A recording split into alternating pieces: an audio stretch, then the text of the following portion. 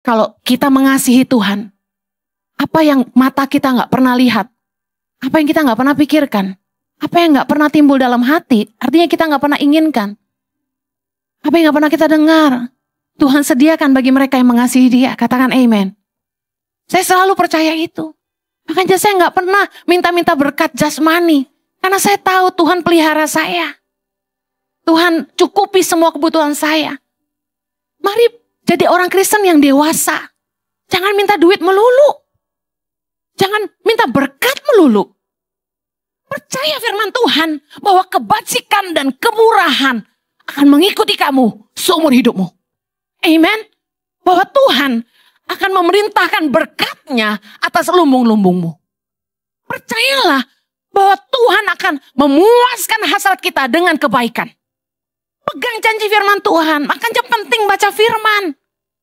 Kita nggak perlu nangis. Tuhan, rekening tinggal 500.000. Besok mau ke gereja naik angkot. Grab juga udah berapa. Gak usah. Mengucap syukurlah. Katakan gini, Tuhan tahu apa yang saya butuhkan. Saya gak akan pernah kekurangan. Amen.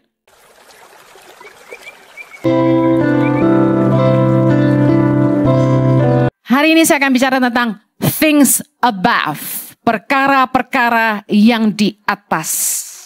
Kolose 3 ayat yang kedua. Kita baca sama-sama. Pikirkanlah perkara yang di atas, bukan yang di bumi. Set your mind on things above, not on things on the earth, kata NKJV. Kita harus mengarahkan pikiran kita. Set your mind. Pikirkan hal-hal yang di atas, bukan hanya perkara-perkara yang di dunia. Pikirkan perkara-perkara ilahi, bukan melulu perkara-perkara duniawi. Yang mau katakan amin. Roma 12 ayat 2 berkata, janganlah kamu menjadi serupa dengan dunia ini. Tetapi berubahlah oleh pembaharuan budimu. Sehingga kamu dapat membedakan manakah kehendak Allah, apa yang baik, yang berkenan kepada Allah, dan yang sempurna. Bahaya sekali kalau kita nggak arahkan pikiran kita kepada perkara-perkara duniawi, kita akan hanyut dengan arus duniawi. Yang dipikirin cuma urusan-urusan duniawi. Dunia ini menawarkan hal-hal yang memuaskan daging kita. Memuaskan hawa nafsu kita. Kenikmatan akan dosa. Kenikmatan akan perkara-perkara daging. Kita kalau ngikut arus dunia, kita akan tenggelam dalam keserakahan. Keinginan akan kekayaan, kenikmatan dunia yang gak ada habisnya. Yang pada akhirnya menenggelamkan kita dalam kebinasaan. Ingat waktu Yesus dicobai di padang gurun dalam Matius 4.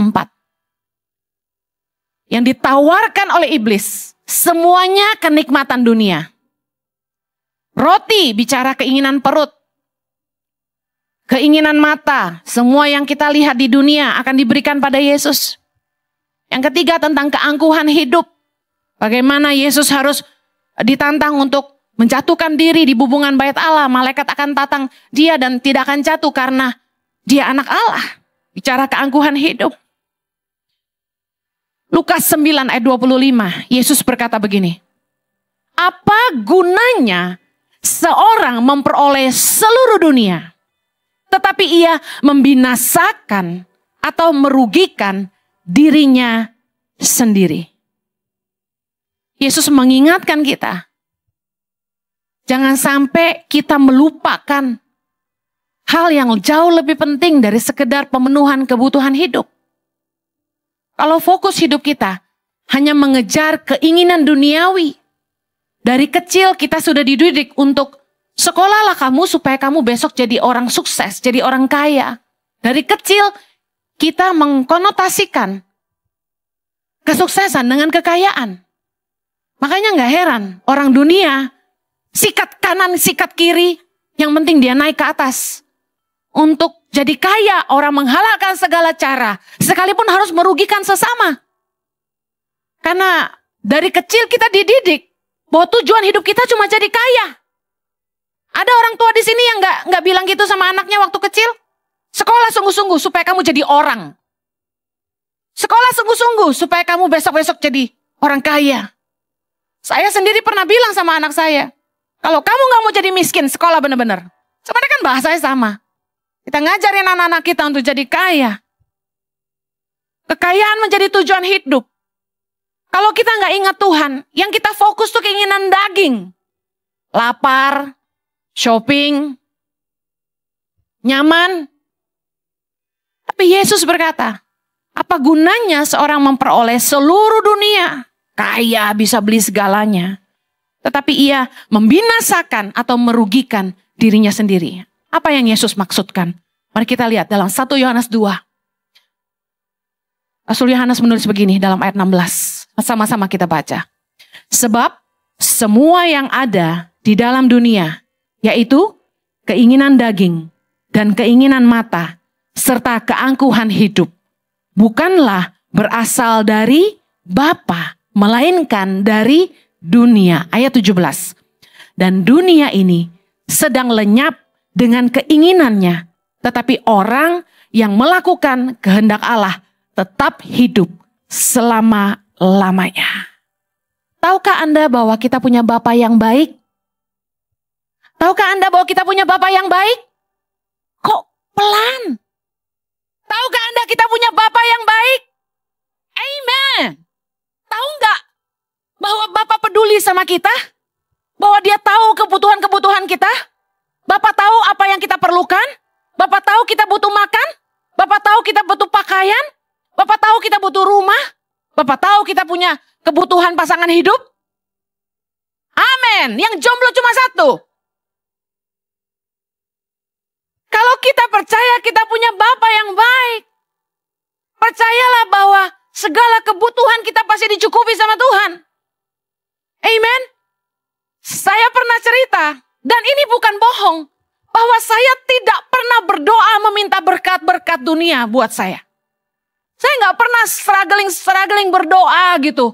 Tuhan, pengen dong ganti mobil. Yang ini udah tua, nggak pernah. Nggak pernah sama sekali. Dari mulai Tuhan percayakan Avanza bekas, sukacita aja tuh.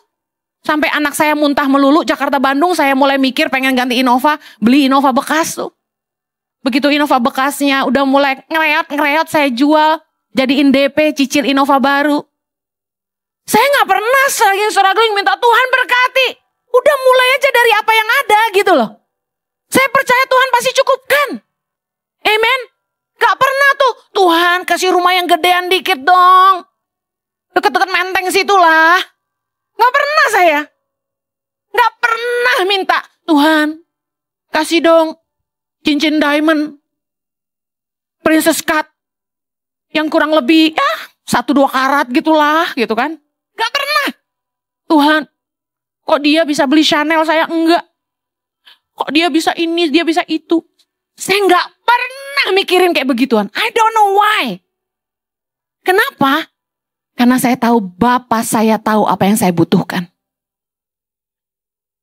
Saya percaya kalau kita mengasihi Tuhan, apa yang mata kita gak pernah lihat, apa yang kita gak pernah pikirkan, apa yang gak pernah timbul dalam hati, artinya kita gak pernah inginkan. Apa yang gak pernah kita dengar, Tuhan sediakan bagi mereka yang mengasihi Dia. Katakan amen. Saya selalu percaya itu.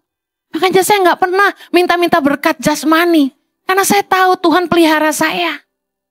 Tuhan cukupi semua kebutuhan saya. Mari jadi orang Kristen yang dewasa. Jangan minta duit melulu. Jangan minta berkat melulu. Percaya firman Tuhan bahwa kebajikan dan kemurahan akan mengikuti kamu seumur hidupmu. Amen. Bahwa Tuhan akan memerintahkan berkat-Nya atas lumbung-lumbungmu. Percayalah bahwa Tuhan akan memuaskan hasrat kita dengan kebaikan. Pegang janji firman Tuhan. Makanya penting baca firman. Kita nggak perlu nangis. Tuhan, Rekening tinggal 500.000. Besok mau ke gereja naik angkot. Grab juga udah berapa? Gak usah. Mengucap syukurlah. Katakan gini, Tuhan tahu apa yang saya butuhkan. Saya gak akan pernah kekurangan. Amen. Gak perlu doa-doa yang bocai-bocai kayak begitu. Apalagi yang gak penting-penting. Tuhan, cicilan yang tas Chanel ini belum lunas. Gimana mau beli Hermes yang itu? Gak genah banget doanya. Tuhan, bosan aku sama pacar yang ini.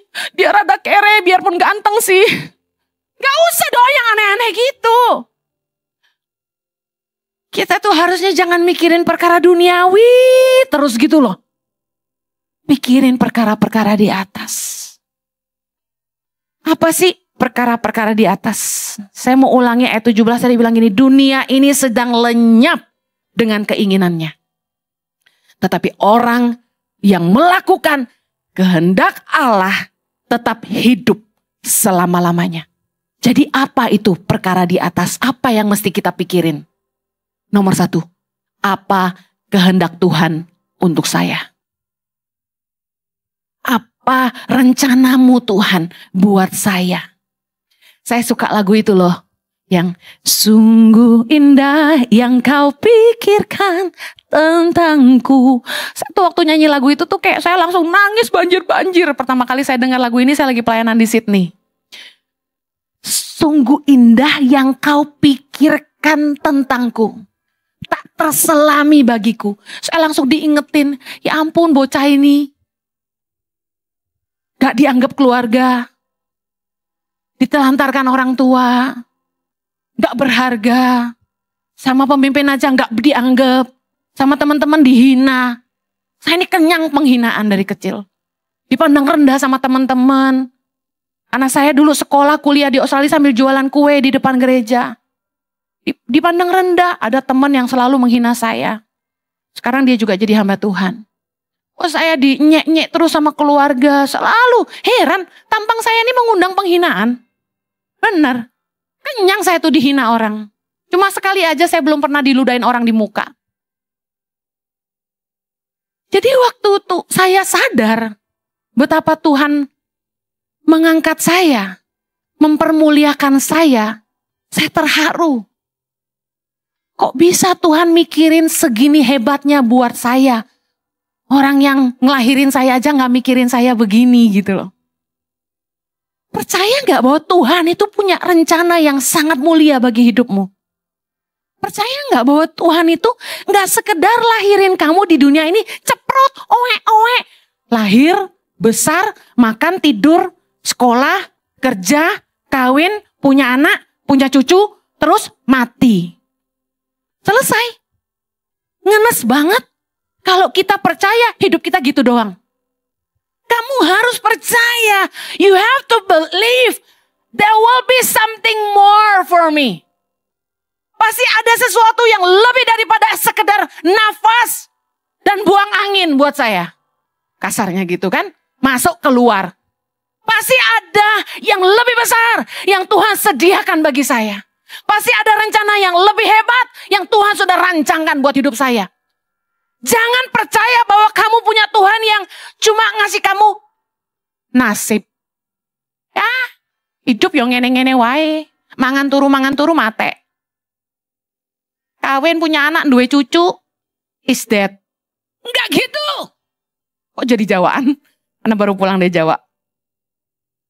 Kita harus percaya kita punya Tuhan yang punya rencana buat hidup kita. He made you for a purpose. Tuhan menciptakanmu untuk sebuah tujuan. Mazmur 139 ayat 16. Kita baca sama-sama. 3, 2, 1. Matamu melihat selagi aku bakal anak. Dan dalam kitabmu semuanya tertulis hari-hari yang akan dibentuk. Sebelum ada satupun daripadanya. Baca ayat ini jangan berhenti. Multimedia, stay there. Lihat, mata Tuhan melihat Henny, sebut namamu. Selagi aku bakal anak. Dan dalam kitabnya Tuhan, semuanya tertulis. Wow. Hari-hari yang akan dibentuk sebelum ada satu pun daripadanya. Anda percaya Tuhan punya rencana buat hidupmu? Wow! Anda harus percaya itu. Jangan yang dipikirin terus-terusan. Aku mau begini. Aku mau begini, aku mau begitu. Mau ini itu banyak-banyak sekali. Udah kayak apa? Doraemon nih. Kita udah kayak Doraemon. Aku ingin begini, aku ingin begitu. Ada lagu di zaman dulu yang berkata, I did it my way. Ini aku mau, yang ini aku mau begini. Mau apa? Up to me. No. The Creator knows the purpose for His creation. Tuhan tahu apa yang Dia mau buat ciptaannya. Memikirkan perkara-perkara di atas, perkara ilahi. Bicara tentang kita peduli apa yang Tuhan pikirkan tentang kita. What you want from me, Lord? Anda tahu doa yang dikatakan dalam doa Bapa kami, datanglah kerajaan-Mu, jadilah kehendak-Mu di bumi seperti di sorga. Artinya apa? Kerajaan Allah bicara soal ini. Tuhanlah Raja dalam hidup kita. Dan kehendaknya paling penting buat kita. Let your will be done, Lord. You are my master. Yuk cari tahu. Apa sih yang Tuhan pikirin tentang kita? Mikirin perkara ilahi, perkara-perkara di atas itu. Gak cuma mikirin pacarmu mau apa, istrimu mau apa, anakmu mau apa. Pikirin apa yang Tuhan mau buat hidupku. Yang kedua, perkara ilahi yang lain seperti apa? Apakah Tuhan berkenan dengan hidup saya dan apa yang saya kerjakan? Ada lagu yang apa? Tuhan, ku mau menyenangkan-Mu, ya kan? Tuhan disenangkan gak dengan hidupku? Tuhan berkenan gak dengan apa yang aku lakukan hari ini? Pernah cek and recheck gak? Sepanjang kita jalanin hidup kita, apa yang Anda kerjakan hari ini dan di mana Anda hari ini? Apakah Tuhan berkenan Anda ada di situ? Kita seringkali jadi manusia super sungkan.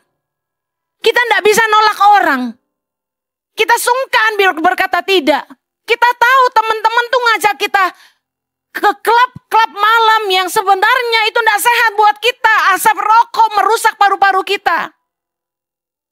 Teman-teman ngajak kita minum terus. Kita udah tahu kalau kita duduk sampai larut kita mabuk. Kadang-kadang kita sungkan sama teman. Teman-teman ngajak kita. Apalagi kalau Anda liburan ke Thailand.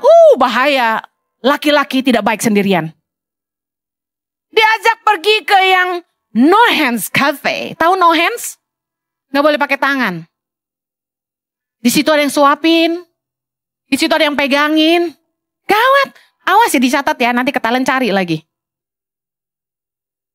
Kita sungkan nolak ajakan teman. Tapi kita melukai hati Tuhan. Anda tahu kalau Anda nongkrong, saya orangnya suka ngumpul sama teman-teman seiman. Apalagi leader-leader di ICI dan Tangan Pengharapan. Saya senang, bukan gak senang. Tapi ketika Anda tahu, Anda tidur malam terus karena begadang terus itu gak sehat buat kesehatanmu, Anda pasti yakinlah Tuhan gak berkenan. Amen. Anak saya kalau tidur malam terus saya marahin. Saya bilang sama mereka, jangan kamu pikir kamu sudah dewasa, kamu tidur seenaknya, mau jam berapa saja. Kamu gak bisa bilang sama mama, ini hidup-hidup saya, ini badan-badan saya. You cannot do that. Mereka gak bilang gitu, tapi saya kasih tahu. Karena begini, kalau kamu sakit karena begadang terus, itu masalah buat saya, karena saya yang harus mengurus mereka. Kalau mereka sampai amit-amit sakit, saya yang mesti keluar uang dan ngurus mereka kan. Layanan harus dibatalin semua kan. Jadi kadang-kadang kita ini egois. Kalau istri sudah kasih tahu, "Pak, jangan tidur malam-malam, Pak. Pulang kerja, pulang ke rumah, makan malam, istirahat, Pak. Cerewet kamu. Laki-laki itu kerja, jangan diganggu.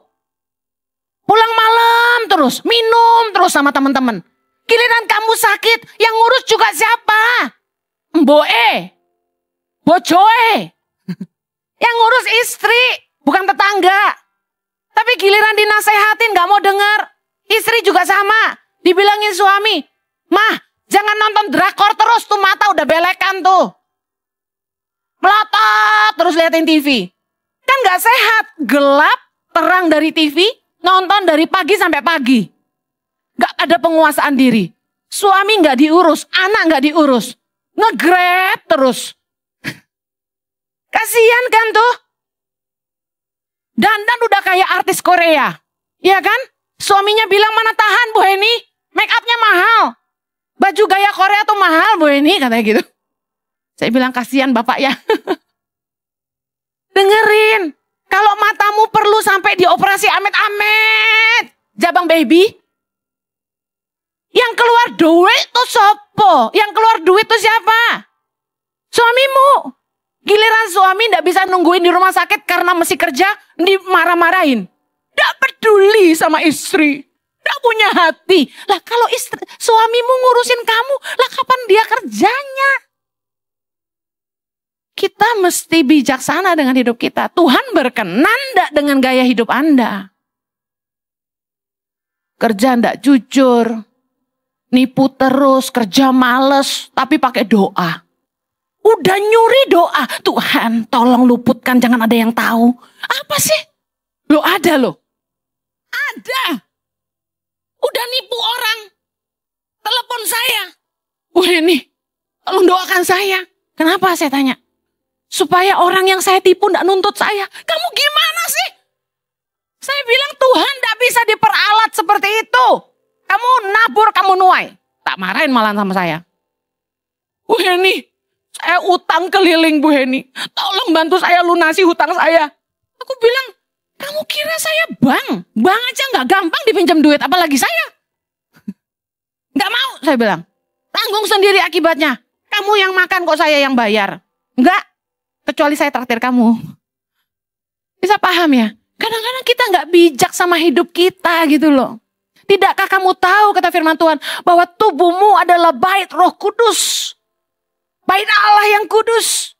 Tapi kita ndak urus bait Allah ini. Kita karepe dewe, seenak sendiri. Pikirin perkara di atas, bicara gini. Jangan enak-enak aja ngikutin kepuasan duniawi, kenikmatan dosa. Memenuhi keserakahan kita. Pikirin, Tuhan berkenan gak saya kerja kayak begini? Tuhan berkenan gak saya hidup seperti ini? Ada yang bilang sama saya, "Bu Heni, saya ini rentenir. Pinjemin uang, makan bunga, dosa gak?" Duh, jangan tanya saya, baca firman aja. Roma 12 ayat 1 berkata, "Persembahkanlah tubuhmu sebagai persembahan yang hidup, yang kudus, dan yang berkenan kepada Allah. Itu adalah ibadahmu yang sejati." Hei, ibadah itu bukan hanya ke gereja hari Minggu. Tapi ibadah itu hidupmu. Senin sampai Minggu, 7/24. Hidup kita adalah ibadah, katakan amen. Berkenan enggak Tuhan sama apa yang kita kerjakan? 1 Petrus 4 ayat 3. Baca sama-sama.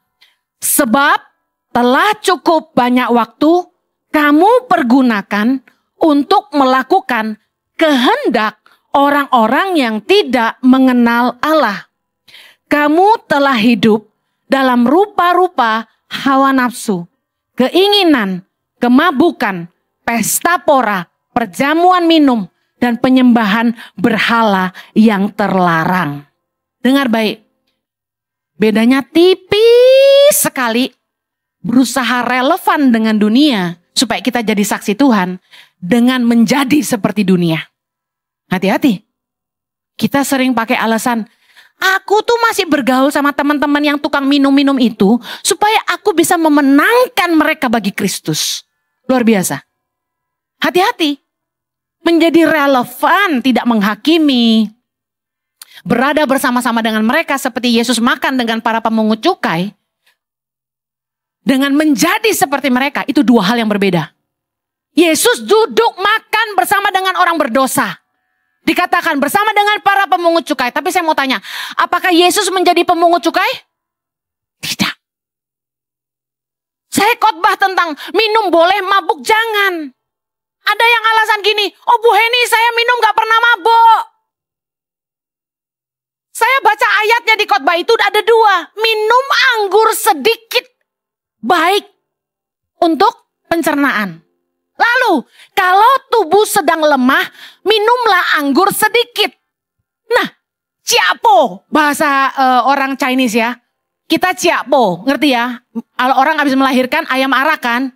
Memang arak bagus buat kesehatan. Tetapi firman Tuhan jelas katakan sedikit. Nah, sedikitnya ini dimanipulasi. Sedikitnya seberapa? Kalau saya bisa bilang seloki, 1 seloki. Ya, Anda mau minum wine, sedikit aja. Jangan 1 botol. Terus berani lagi ngomong sama saya. Saya sebotol aja gak mabuk Bu Heni. Gak gitu.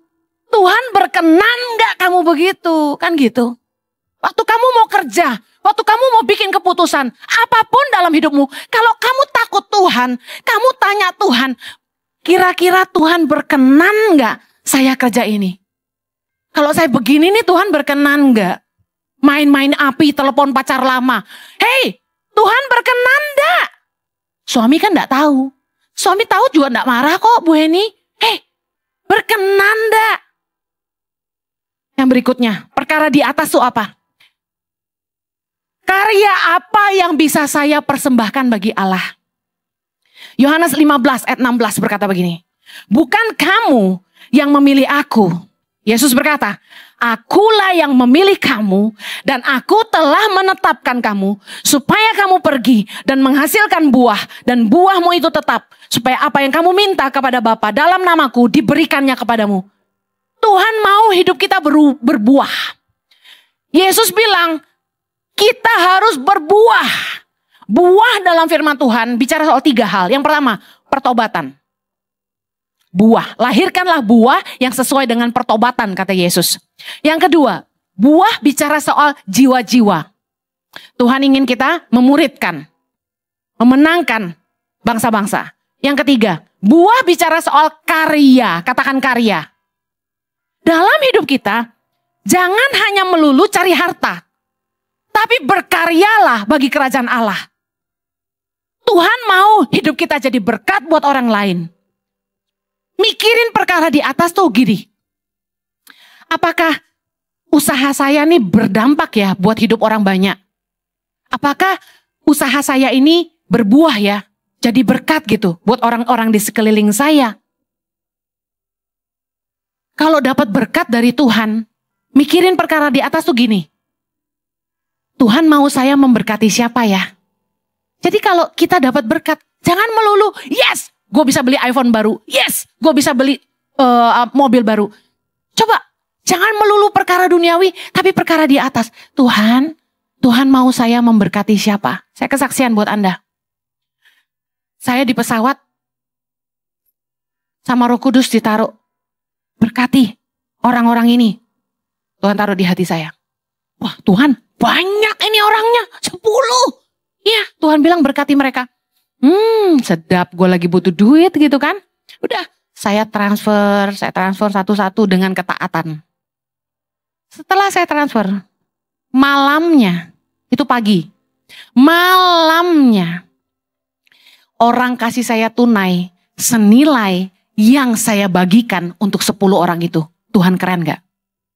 Kadang-kadang kita itu diberkati Tuhan bukan untuk kita sebenarnya. Tuhan cuma pakai tangan kita. Kita harus doa kalau kita diberkati Tuhan. Tuhan ini buat siapa?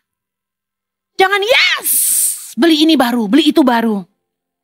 Coba tanya Tuhan, apakah hidup saya sudah berbuah buat kerajaan sorga? Filipi 1 ayat 22a, Rasul Paulus berkata gini, tetapi jika aku harus hidup di dunia ini, itu berarti bagiku bekerja memberi buah. Apa maksudnya? Jangan cari uang hanya untuk memperkaya diri sendiri. Miliki tujuan yang lebih besar untuk sekedar menjadi kaya. Miliki tujuan yang lebih besar dari sekedar menjadi kaya. Yang bekerja, miliki tujuan yang lebih besar dari sekedar mencari uang. Mari, pikirin bagaimana usahamu bisa jadi berkat buat banyak orang. Bagaimana pekerjaanmu bisa menolong perusahaan di mana kamu bekerja. Filipi 2 ayat 4, Rasul Paulus berkata, dan janganlah tiap-tiap orang hanya memperhatikan kepentingannya sendiri, tetapi kepentingan orang lain juga. Ini perkara ilahi. Gak cuma mikirin diri sendiri, perutmu sendiri. Jangan cuma mikirin duniawi, mikirin perkara ilahi. Yang terakhir, mikirin perkara yang di atas itu apa? Apa sih yang saya bisa kontribusi untuk pekerjaan Tuhan? Apa sih yang bisa saya kontribusi untuk kemajuan kota dan bangsa? Yeremia 29 ayat 7. Baca sama-sama. Usahakanlah kesejahteraan kota kemana kamu aku buang. Dan berdoalah untuk kota itu kepada Tuhan. Sebab kesejahteraannya adalah kesejahteraanmu. Maksudnya gini, kalau kota Jakarta ini makin gak aman, tingkat kejahatan tinggi, orang miskin makin banyak. Menurut Anda, aman gak kita tinggal di kota ini? Aman gak anak cucu kita tinggal di Indonesia? Kalau di Indonesia, orang miskin makin banyak, orang jahat makin banyak. Aman gak anak-anak cucu kita tinggal di sini? Gak aman. Makanya orang yang sudah punya uang pada beli rumah di luar negeri. Karena merasa gak aman. Ini maksud firman Tuhan. Bacanya tuh dengan gini loh. Usahakanlah kesejahteraan kota. Kemana kamu aku buang.